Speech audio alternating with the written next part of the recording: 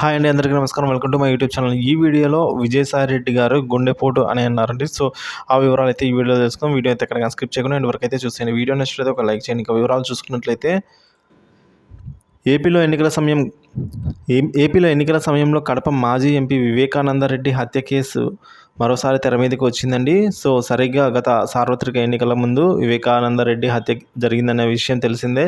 వివేకానందరెడ్డిని కుటుంబ సభ్యులే హత్య చేశారని కామెంట్ తెర మీదకి వచ్చాయి. కానీ ఎంపీ అవినాష్ రెడ్డి ఈ కేసులో భాగస్వామ్యం అని ప్రతిపక్షాలు ఆరోపిస్తూ ఉన్నాయి. వివేకానందరెడ్డి కూతురు సునీత, వైఎస్ షర్మిల సైతం కడప ఎంపీ అవినాష్ రెడ్డిపై అయితే సంచలన ఆరోపణలు చేశారండి.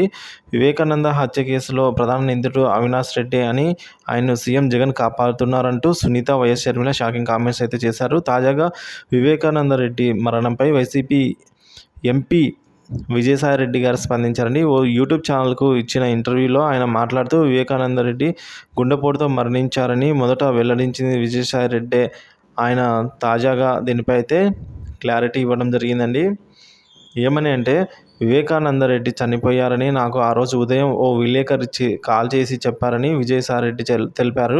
దీనిపై నేను పార్టీకి చెందిన వ్యక్తులు కాల్ చేసి మాట్లాడగా అక్కడున్న వారు వివేకానందరెడ్డి గుండెపోటుతో మరణించారని తెలిపారని, నేను అదే విషయాన్ని మీడియాకు తెలియజేశానని విజయసాయిరెడ్డి క్లారిటీ ఇచ్చారండి. సో, టీడీపీ నాయకులు వివేకానందరెడ్డిని హత్య చేశారని, ఈ రకంగా స్వార్థ రాజకీయాలు వాడుకుంటున్నారని అయితే విజయసాయిరెడ్డి విమర్శించారు. సో, విజయసాయిరెడ్డి గారైతే అక్కడ విలేకరు కాల్ చేసినప్పుడు గుండెపోటుతో మరణించారని చెప్పారని, సో అదే విషయాన్ని నేను మీడియాకు చెప్పానని అయితే క్లారిటీ ఇవ్వడం జరిగింది.